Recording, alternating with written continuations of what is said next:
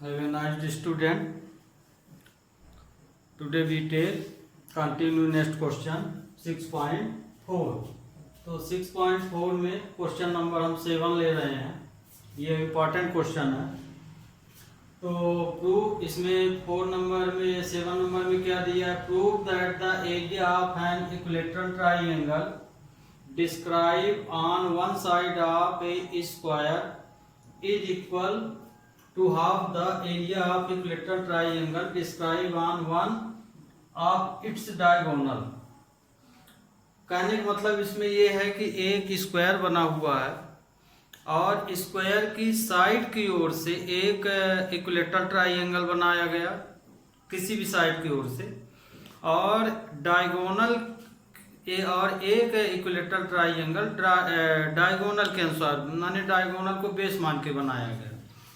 तो प्रूफ करना है कि जो डायगोनल को बेस बना के इक्विलेटरल ट्राइंगल बना है वो एंगल और साइड को बेस बना के जो इक्विलेटरल ट्राइंगल बना है वो ट्राइंगल दोनों में आपस में आधे का अंतर है ना, मतलब कि हाफ हाफ ट्राइंगल. तो हाफ का नाम देंगे तब उसमें पता चलेगा.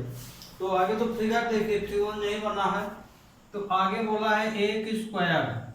ये देखिए एक हम स्क्वायर बना लेते हैं तो इससे क्वेश्चन भी आपको समझ में आ जाएगा. ये एक स्क्वायर बनाया और स्क्वायर का नाम हमने क्या दे दिया? A B C D.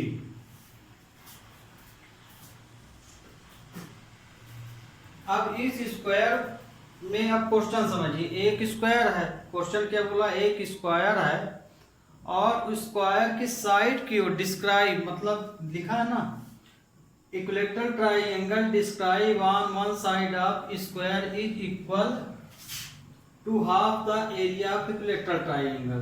तो डिस्क्राइब ऑन वन साइड, इसकी किसी एक साइड की ओर हमको एक कौन सा ट्राइंगल बनाना है? Equilateral triangle.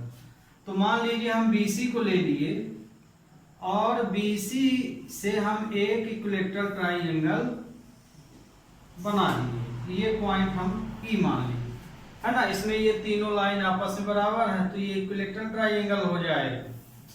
तो बोला एक साइड की ओर से हमें इक्विलेटरल ट्राइंगल बना दिए और एक डायगोनल की ओर से. तो मान लीजिए ये डायगोनल हम ये वाला ले लेते हैं AC. तो इसमें देखिए इस इक्विलेटरल को हम BC बेस माने हैं साइड को, इसमें डायगोनल को बेस. तो अब मतलब ये बेस है तो यहां से हम एक इक्विलेटरल ट्राइंगल यदि बनाए ये, तो ये फिगर ऐसे बन जाएगा. ये पॉइंट मान लीजिए आपका, तो मतलब कि ये तीनों लाइन आपस में इसकी इक्वल है, मतलब ये भी इक्विलेटरल है ये भी इक्विलेटरल है. तो मतलब कि दोनों ट्राइंगल चूंकि इक्विलेटरल ट्राइंगल बन रहे हैं इसलिए सिमिलर होंगे क्योंकि एंगल से इनका 60 का रहेगा. तो हमको प्रूफ करना है कि ये वाला ट्राइंगल इसका आधा होगा है ना, ये डबल होगा ये आधा होगा इसका. तो अब हम इसको सॉल्व करते हैं. क्वेश्चन तो समझ में, फिगर तो समझ में आ गया होगा. और प्रूफ इसमें अब क्या करना है कि ये ट्राइंगल इसका आधा है. किसका? इस ट्राइंगल ACF का. तो to prove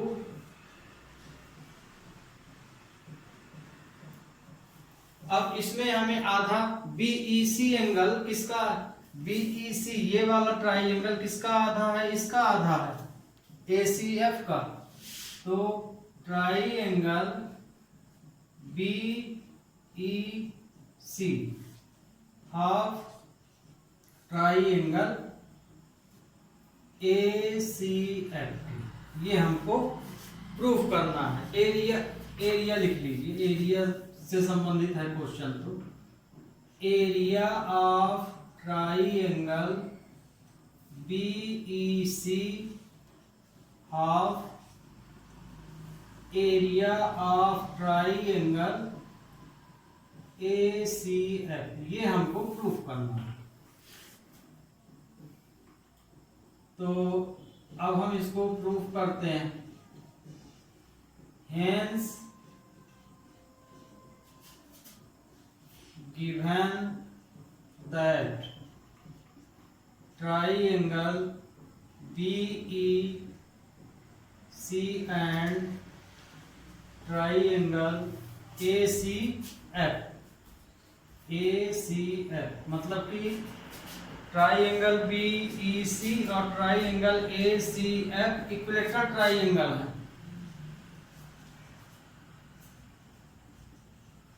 equilateral triangles.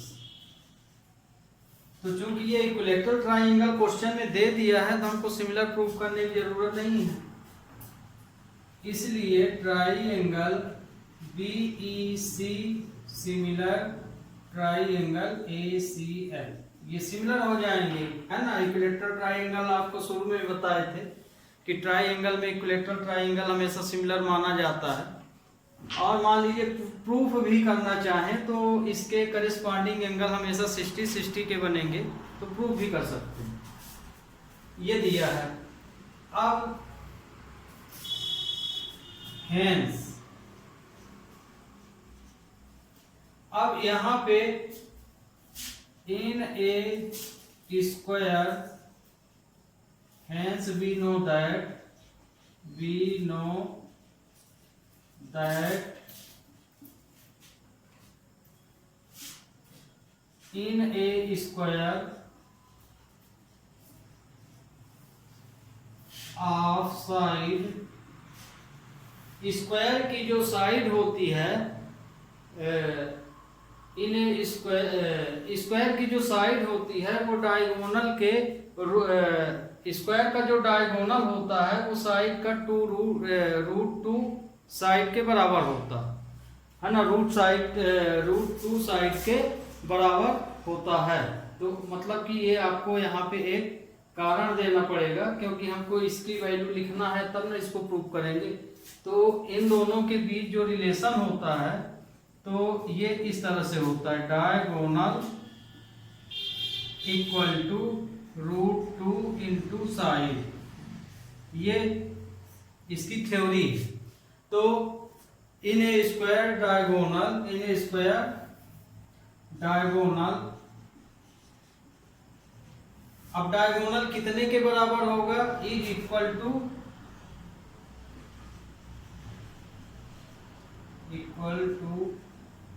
√2 into side के बराबर होता है। ये आप हमेशा ध्यान रखिएगा, ये कोई क्वेश्चन नहीं है, ये इसकी एक थ्योरी है ना। ये बहुत जगह काम आती है कि डायगोनल स्क्वायर की साइड के कितने के इक्वल के बराबर होता है, तो √2। तो यहाँ पे ये लिख दिए। अब ये तो हम यहाँ कारण लिखे, अब इसके अनुसार आ जाइए। तो यहाँ डायगोनल है AC, तो AC जो है इसमें डायगोनल है, तो AC इक्वल टू क्या हो जाएगा, √2 इंटू BC, क्योंकि ये हम डायगोनल लिए हैं, साइड ये लिए हैं। तो ये जो साइड हमारी फिगर के अनुसार है तो ये है, और डायगोनल हमारा क्या है फिगर के अनुसार, AC है, तो ये लिख दिए। तो √2 BC हो जाएगा। तो AC को हम लिख सकते हैं √2 BC है, हालांकि वही चीज है पर हो गया, इसको एक बार इंटू साइन हटा के लिख लीजिए। अब इसमें हम चूंकि ट्राइंगल सिमिलर है तो करेस्पॉन्डिंग ले लें इसमें वैल्यू, तो BC बटे AC होगा, क्योंकि ये लाइन इसके ऊपर पड़ेगी, ये लाइन इसके ऊपर और ये इसके ऊपर। तो हम इसकी कोई एक साइड को करेस्पॉन्डिंग ले लेते हैं। तो यहाँ पे in triangle BEC and triangle ACF, इसके अंदर से, तो area of triangle BEC upon area of triangle ACF equal to BC upon, है ना, ये अपॉन ये, तो BC स्क्वायर अपॉन AC का स्क्वायर हो जाएगा। एरिया थ्योरम में साइड का स्क्वायर ले लेते हैं। तो अब देखिए AC की वैल्यू क्या है, अब इसमें हम AC की वैल्यू रख देंगे, पुट वैल्यू AC। AC की वैल्यू क्या है हमारी, AC की वैल्यू हमारी ये है ना। तो AC की जगह हम 2BC लिख सकते हैं। तो इसको हम लिख सकते हैं BC का स्क्वायर अपॉन √2BC का स्क्वायर लिख सकते हैं। तो इसमें देखिए BC का स्क्वायर ब्रैकेट लगाए हैं, है ना। तो स्क्वायर है तो ये 2 हो जाएगा, ये BC स्क्वायर आ जाएगा, तो ये इससे कैंसिल हो जाएगा। तो आया 1/2, है ना। तो ये 1/2 आ गया, ये प्रूफ हो गया आपका। तो यहां देखिए इसको ये फिर से लिख लें, area of triangle BEC upon area of triangle ACF equal to 1/2 आ गया। तो इसका यहाँ क्रॉस मल्टीप्लाई करेंगे तो area of BEC equal to half area of ACF, यही हमको प्रूफ करना था। तो ये क्वेश्चन अब आपका सॉल्व हो गया। अब 6.5 एक्सरसाइज देखिए। 6.5 एक्सरसाइज में पहला क्वेश्चन है, कुछ साइड दी गई है ट्राइंगल की और उस साइड को हमें ये बताना है कि जो साइड दी गई है वो साइड एक राइट ट्राइंगल की साइड है या कि इन साइडों से एक राइट ट्राइंगल बन सकता है। तो यदि ये साइड राइट ट्राइंगल की है तो कैसे पता लगाएंगे। तो ये तो खैर आप 9th में भी पढ़े हैं। तो पाइथागोरस थ्योरम से हम पता लगा सकते हैं। कैसे, क्योंकि हाइपोटेनस का स्क्वायर इक्वल टू बेस का स्क्वायर प्लस परपेंडिकुलर का स्क्वायर। तो इसमें आप देखे होंगे कि जो पाइथागोरस थ्योरम यूज होती है तो डायगोनल सबसे बड़ी लेंथ होती है ना। तो डायगोनल की लेंथ जो है अदर टू साइड के स्क्वायर के बराबर हो जाना चाहिए जोड़ने पर या प्लस करने पर। तो इनको यदि आप प्रूफ करके देखें या ये जो साइड दी गई हैं ये राइट ट्राइंगल की साइड है, ये पता लगाना है तो आप पाइथागोरस थ्योरम यूज करेंगे। और इसमें जो साइड दी गई हैं, जैसे ये क्वेश्चन है, ये है, तो इनमें जो सबसे बड़ी लेंथ हो उसे आप हमेशा हाइपोटेनस की लेंथ मान के चलिए और बाकी जो अदर साइड है तो उसको आप स्वतंत्र हैं, चाहे बेस मान लीजिए चाहे परपेंडिकुलर मान लीजिए। तो जैसे हम पहला क्वेश्चन यहाँ कर रहे हैं सॉल्यूशन फर्स्ट। तो बाय पाइथागोरस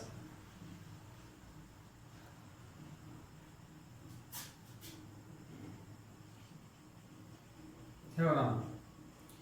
अब हम पाइथागोरस थ्योरम ले रहे हैं। तो पाइथागोरस थ्योरम में क्या है, h square equal to b square plus p square. तो यदि ये राइट ट्राइंगल की साइड है तो पाइथागोरस फॉलो हो जाना चाहिए। तो जैसे हम ये पहला क्वेश्चन लिए तो इसमें हमें साइड क्या दी गई है, 7, 24 एंड 25, ये साइड हमको ट्राइंगल की दी गई है। सेंटीमीटर फॉर्म है ना, ये यूनिट इसकी सेंटीमीटर। तो इसमें देखिए सबसे बड़ी साइड इसकी 25 है तो हम 25 को हाइपोटेनस की साइड मान लेंगे। और ये जो साइड है तो इनको चाहे इसको परपेंडिकुलर सपोज कर लीजिए चाहे इसको, ये अपर है, पर हाइपोटेनस हमेशा लॉन्गेस्ट लेंथ लेना है। तो इसको जैसे प्रूव कर रहे हैं तो जैसे आप लेफ्ट हैंड साइड ले लिए तो लेफ्ट हैंड साइड में हमारे क्या है, h स्क्वायर है। तो h की वैल्यू मान लीजिए हमारी इसमें क्या मानी जाएगी, 25 का स्क्वायर, है ना। हियर हम h इक्वल टू 25 सेंटीमीटर ले लिए। इन तीनों में जो सबसे बड़ी लेंथ हो वो हमेशा हाइपोटेनस मानी जाती है, तो हमने ये ले लिया, ठीक। और b की वैल्यू हम 7 सेंटीमीटर मान लिए और p की वैल्यू हम जो बच गई माने 24। इन्हीं वैल्यूओं को इस कंडीशन में पुट करना, पर ध्यान रखिए दोनों कंडीशन अलग अलग लीजिए, है ना, क्योंकि इक्वल साइन लगा है। तो इसको जब हम सॉल्व किए तो 625, ये इक्वेशन फर्स्ट आ गया। अब हम राइट हैंड साइड ले लिए, तो राइट हैंड साइड में क्या है हमारे B square plus P square है, तो बी और पी की वैल्यू रख दीजिए, तो 7 का स्क्वायर प्लस 24 का स्क्वायर, तो ये 49 और ये 576 आ जाएगा।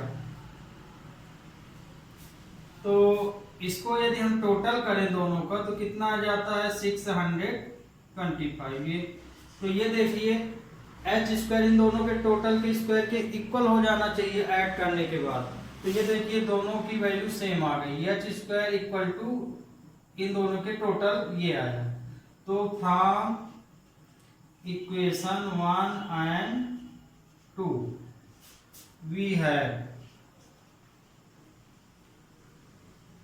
H square equal to B square plus P square.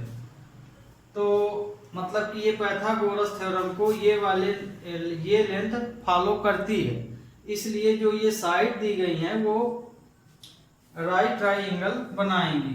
Therefore given side are right triangle.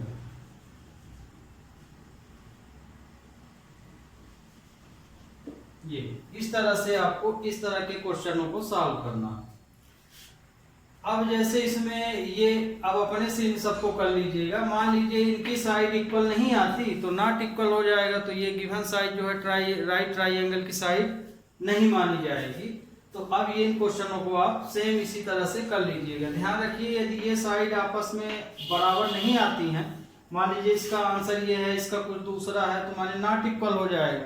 तो यदि ये कंडीशन नॉट इक्वल हो जाए तो उस स्थिति में राइट ट्राइंगल नहीं बनेगा। तो ये क्वेश्चन अब आपको समझ में आ गया होगा। अब हम लेते हैं अगला क्वेश्चन नंबर नेक्स्ट क्वेश्चन में दिया है triangle PQR is a triangle right angle. PQR एक राइट ट्राइंगल है। P and M is a point on QR और P जो है P और M जो है किस पे पॉइंट है QR पे। तो जहां पे PM परपेंडिकुलर QR, तो P से M माने पॉइंट P से आप जब परपेंडिकुलर लाइन ड्रा करेंगे तो PM बनेगा, तो PM परपेंडिकुलर QR। तो इसमें एक राइट ट्राइंगल है और राइट ट्राइंगल किस पॉइंट पे बन रहा है P पॉइंट पर, और M जो है QR पर कोई पॉइंट है। कहने का मतलब ये कि आप एक राइट ट्राइंगल बनाइए। ये मान लीजिए हम राइट ट्राइंगल बना लिए ये। अब राइट ट्राइंगल का नाम क्या है PQR। तो लेकिन बोल दिया है कि P पॉइंट पे ही राइट ट्राइंगल बन रहा है, माने इस पॉइंट पर। तो ये राइट ट्राइंगल किस पॉइंट पे बन रहा है P, तो ये हो गया PQR।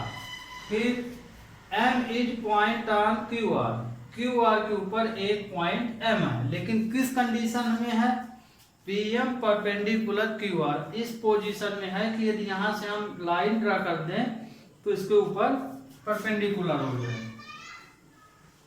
माने इस शेप में ये M पॉइंट। तो ये आपका फिगर हो गया।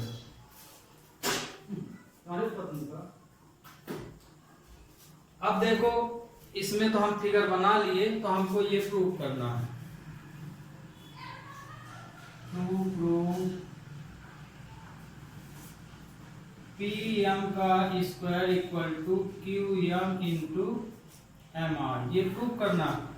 तो इसमें देखिए तीन राइट ट्राइंगल बन रहे हैं, 1 2 और एक PQR। ये परपेंडिकुलर हो गया, तो ये भी एक इधर राइट ट्राइंगल बन रहा है इस पॉइंट से, इधर बन रहा है एक, ये तो दिया है इस पॉइंट में। तो सबसे पहला काम तो हमें इसे क्या करना पड़ेगा, सिमिलर प्रूफ करने की खैर जरूरत, क्योंकि इसमें करेस्पॉन्डिंग तो हम लिखेंगे नहीं। करेस्पॉन्डिंग यदि लिखते तो सिमिलर प्रूफ करते, तो इसमें तो हमें ऐसा कुछ करना नहीं है ना। तो सीधे हम पाइथागोरस थ्योरम लगाएंगे, इसमें भी और पूरे वाले में भी। तो मान लीजिए हम इस ट्राइंगल को ले रहे हैं PQM को, प्रूफ इन ट्राइंगल PQM लिए, तो PQM में ये 90 का बन रहा, तो मतलब कि PQ हाइपोटेनस होगा, तो PQ का स्क्वायर इक्वल टू हम लिख सकते हैं PM का स्क्वायर प्लस QM का स्क्वायर। ये अब देखिए यहाँ पे एक चीज और कि जैसे देखिए हम जब ये इसमें भी पाइथागोरस लगाएंगे, इसमें तो PM कॉमन लाइन है, तो इसका मतलब ये कि हम यहाँ से PM की वैल्यू निकाल लें और PM का स्क्वायर इक्वल टू हो जाएगा, तो ये वैल्यू इधर जाएगी तो PQ से माइनस हो जाएगी, PQ square minus QM square, इसे हम इक्वेशन 1 मान लेंगे। अब सेम इसी तरह से हम ये ट्राइंगल PMR ले लेंगे, इन ट्राइंगल PMR में ये 90 का बन रहा, तो ये सीधे वाली लाइन इसकी हाइपोटेनस होगी PR, तो हम लिख सकते हैं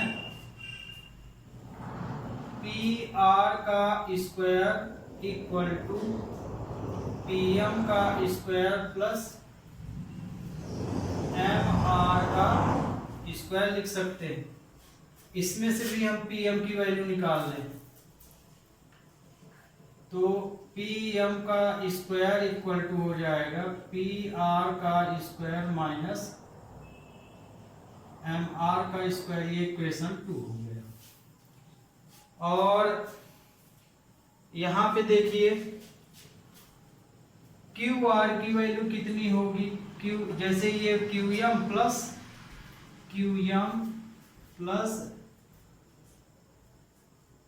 RM, इन दोनों टोटल QR के बराबर यहां से, क्योंकि हमको इसकी भी आवश्यकता पड़ेगी। तो अब हम क्या करेंगे कि इन दोनों को ऐड कर देते हैं, adding equation first plus equation second. तो इसको जब हम ऐड करेंगे तो PM का स्क्वायर प्लस PM का square equal to PQ square plus PR का स्क्वायर माइनस QM, PQ का स्क्वायर माइनस QM का स्क्वायर प्लस PR का स्क्वायर माइनस MR का स्क्वायर आ जाएगा, है ना। इन दोनों को ऐड कर दिए तो ये और ये ऐड हो गया। इसमें सेम साइन एक साथ लिख लीजिए, तो PQ का स्क्वायर ये प्लस वाला है, तो हम इसको एक साथ लाइट में लिखे ले, साइन के अनुसार लाइट टर्म में लिखे ले रहे हैं, इसके अनुसार साइन के अनुसार QM का स्क्वायर माइनस MR का स्क्वायर, ये जुड़ जाएगा तो ये हो जाएगा 2PM स्क्वायर। ये आपका इक्वेशन नंबर 3 हो गया। अब हम देखिए ये दो ट्राइंगल यूज कर लिए, इनको ऐड कर दिए तो हमें ये 3 इक्वेशन मिले। अब हमें PQR ट्राइंगल ले लेना है। Also we take triangle PQR, इसमें भी पाइथागोरस थ्योरम जब लगाएंगे तो ये 90 का है, P एंगल 90 है, तो ये RQ जो है हाइपोटेनस बनेगा, तो QR का स्क्वायर इक्वल टू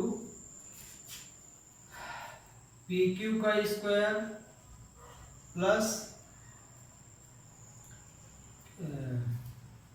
PR का स्क्वायर हो जाएगा, ये हो जाएगा। तो अब हम यहाँ पे QR के स्थान पे क्या लिख सकते हैं, QR की वैल्यू QM प्लस RM है, तो QR के स्थान पे हम कौन सी वैल्यू रखेंगे, ये वाली वैल्यू, तो QM प्लस आर एम का स्क्वायर। तो ये वैल्यू इसके स्थान पे हम क्या लिख रहे हैं, ये लिख रहे हैं, ध्यान रखिएगा। तो ये रख दिए यहाँ पे, तो ये वाली वैल्यू हम यहाँ ट्रांसफर कर दिए। तो क्यू आर की वैल्यू यहाँ पे हम लिख सकते हैं, ये है ना, वहां आपसे समझ में आ रहा होगा। पी क्यू का स्क्वायर प्लस पी आर का स्क्वायर, इसमें a प्लस बी का होल स्क्वायर लगा दीजिए, तो ये हो जाएगा O M square R M का स्क्वायर प्लस 2 ओ एम, कहां से पा गए, क्यू एम,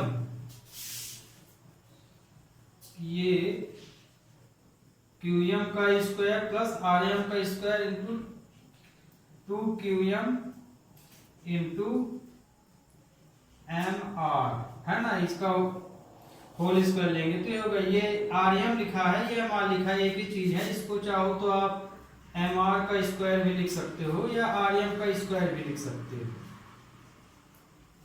तो अब यहाँ आपको समझ में आ गया होगा। तो यहाँ भी जब आर एम आर किए हैं तो इसको भी आप कर सकते हैं, बाकी आर एम लिखे तो कोई गलत नहीं।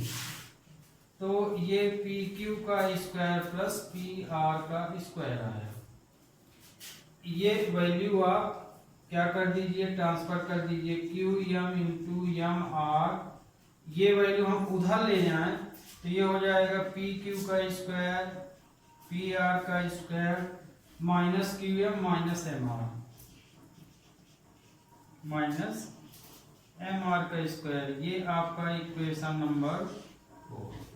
तो अब देखिए ये वैल्यू ये आ गई सेम, तो हम इसके स्थान पे क्या लिख सकते हैं, 2pm का स्क्वायर। तो इस वैल्यू के पूरे स्थान पे हम इक्वेशन नंबर इसमें से ये लिख सकते हैं, तो इस पूरे के स्थान पे हम ये पुट कर सकते हैं, r 2pm का square equal to 2qm into M R equal to 2pm का स्क्वायर। ठीक, तो ये क्योंकि ये वैल्यू इसके बराबर है, तो फ्रॉम इक्वेशन थर्ड यहाँ लिख भी दिए हैं, तो ये आया, तो फ्रॉम इक्वेशन थर्ड कर लीजिए। तो सॉल्व किए तो यहाँ इक्वेशन अब हम नहीं डाल रहे, फ्रॉम इक्वेशन थर्ड। तो फ्रॉम इक्वेशन थर्ड में इसकी वैल्यू हम 2pm स्क्वायर, तो इस पूरे के स्थान पे हम 2pm स्क्वायर लिख सकते हैं। तो 2 से 2 कैंसिल हो गया, तो बस हमको यही प्रूव करना था, आर पी एम का square equal to Q M into M R. ये क्वेश्चन आपका प्रूफ हो गया।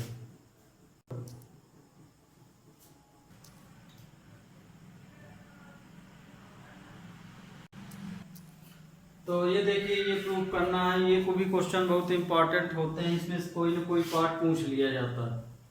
तो इस तरह के आप 1-2 क्वेश्चन देख भी चुके हैं, यही कंडीशन पिछला क्वेश्चन भी आप देखे हैं, और इसके पिछले एक्सरसाइज में भी इसी तरह के क्वेश्चन आपको कराए गए हैं। ये सब इस तरह के पूरे क्वेश्चन पाइथागोरस से संबंधित होते हैं। तो ये फिगर दिया है क्वेश्चन में, इस फिगर की मदद से हमको ये प्रूव करना है, मतलब करेस्पॉन्डिंग साइड इसमें लेनी पड़ेगी। तो इसमें देखिए 3 ट्राइंगल इसमें भी हैं, ए एंगल 90 का है और ये भी 90 के हैं, मतलब किसी पॉइंट 90 का है, यहाँ इधर से भी उधर से भी, और पॉइंट ए पर 90 बन रहा। तो आगे तो हमको इसमें तीनों ट्राइंगलों को सिमिलर प्रूफ कर लेना है और फिर डायरेक्ट इनके आंसर लिख सकते हैं। तो आगे तो हमको इस फिगर की मदद से हमें तीनों ट्राइंगल सिमिलर प्रूफ करना है। तो मतलब कि इसके इस बड़े वाले ट्राइंगल के अंदर ए बी डी के अंदर 2 पार्ट में है, माने 2 ट्राइंगल बन रहे हैं। तो ए बी डी के अकॉर्डिंग हमको बी ए सी को सिमिलर प्रूफ करना है और उसी तरह ए सी डी को करना है। तो इसमें किसी एक पार्ट को सिमिलर दिखा दीजिए, फिर सिमिलर करके उसको भी आप लिख सकते हैं सिमिलरिटी करके। तो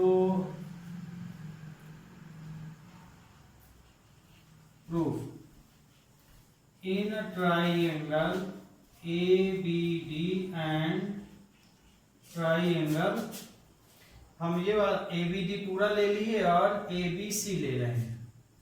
ABC। इसके अंदर हमें दो कंडीशन कोई ना कोई फॉलो करना चाहिए। तो यहाँ देखिए एंगल, यहाँ हम 1 2 डाले दे रहे हैं, ये 1 एंगल है, ये 2 है, ये 3 है। ठीक, तो 3 जो एंगल है ये पूरा एंगल 3 है ना, ये पूरा एंगल 3 माना जाएगा। तो यहाँ पे ABC लिए और ABD है, एक ABD है और एक ABC। तो ABD में एंगल A 90 का बन रहा माने एंगल 3, और ABC लिए हैं ABC, तो C पॉइंट पे 90 का बन रहा माने एंगल 1, ये 90, ये गिवन है हमारा, पहली पोजीशन मिल गई। दूसरा, दोनों में ये कॉमन एंगल मिल जाएगा, तो यहाँ भी नंबरिंग कर लो, ये हम डाल दिए 3 हो गया था, ये 4 हो गया, इसी तरह से ये 5 डाल and angle 4 equal to angle 4, common angle, common angle, क्योंकि ABC और ABD दोनों ट्राइंगल में है, तो by AA rule we have, तो इस रूल से हम triangle ABD similar to triangle ABC लिख सकते हैं। सेम इसी तरह से ABD के साथ अब ACD कर सकते हैं, तो सिमिलरली प्रूव दैट, करने की जरूरत नहीं है, करना चाहें तो इसी तरह लिख भी सकते हैं। Similarly prove that triangle ABD similar to triangle ABC।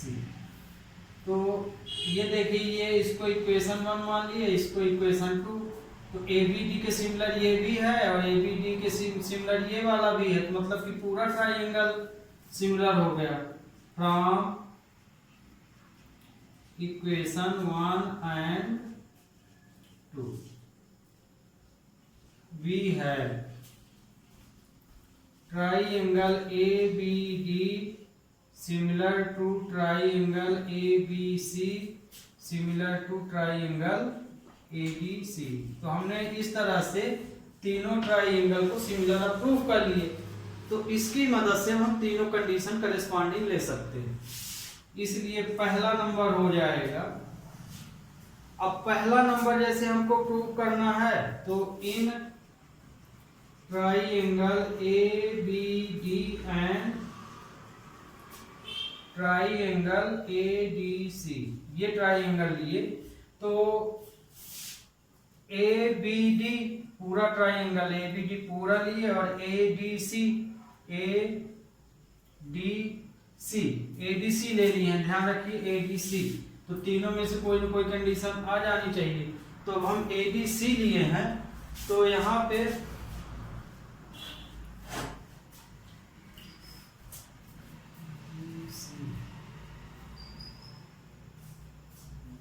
इसको ले लीजिए ABC, नीचे से ले लीजिए क्योंकि हम कोई सीरियस कर लें।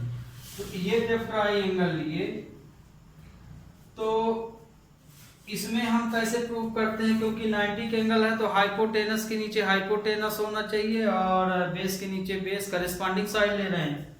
तो जब आप ABD और ABC ट्राइंगल लेंगे, तो इसकी इस कोई भी कंडीशन ले लीजिए, हाइपोटेनस अपॉन बेस के अनुसार ले सकते हैं, लिया इसी में जाए, चाहे बेस अपॉन हाइपोटेनस के अनुसार करेस्पॉन्डिंग साइड लीजिए, चाहे इसकी साइड।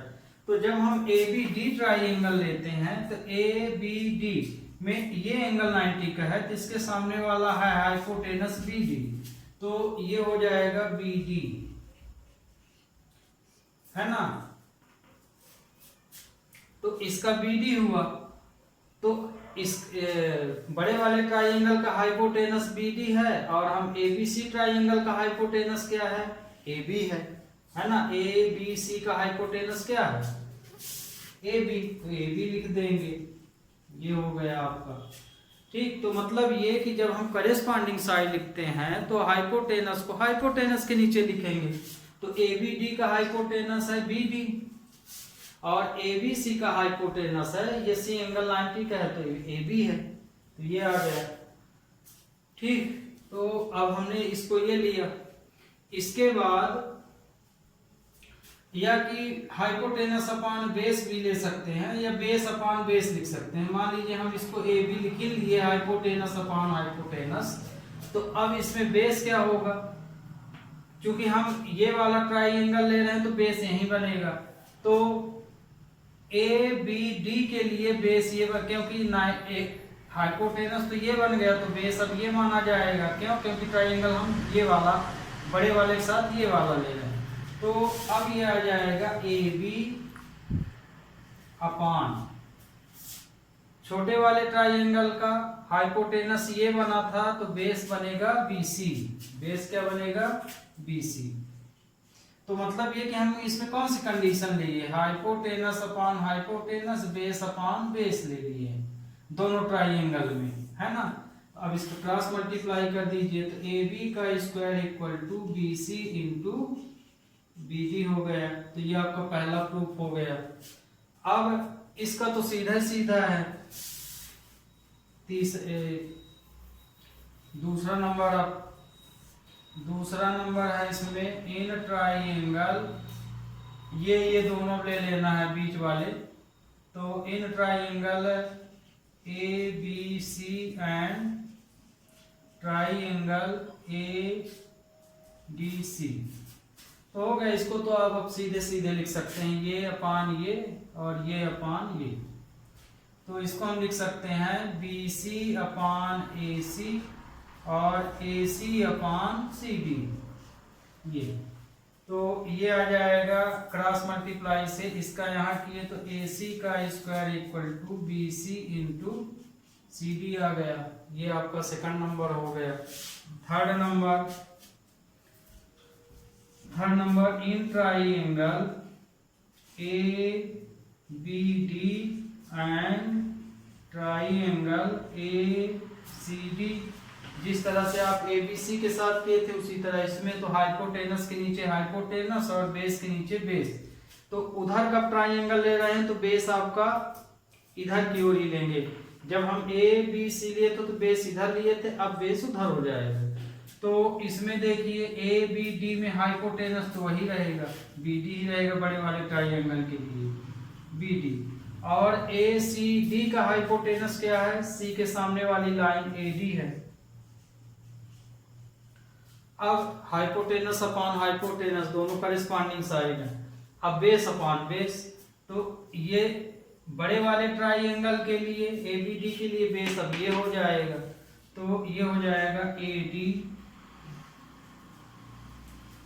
और छोटे वाले ट्राइंगल के लिए, छोटा वाला ये ट्राइंगल है तो इसके लिए बेस हो जाएगा सी डी। तो अब इसका क्रॉस मल्टीप्लाई करेंगे तो ए डी का square equal to B D into C D. तो इस तरह से आपका ये पूरा क्वेश्चन सॉल्व हो गया। ओके, तो स्टूडेंट आज के लिए बस इतना ही।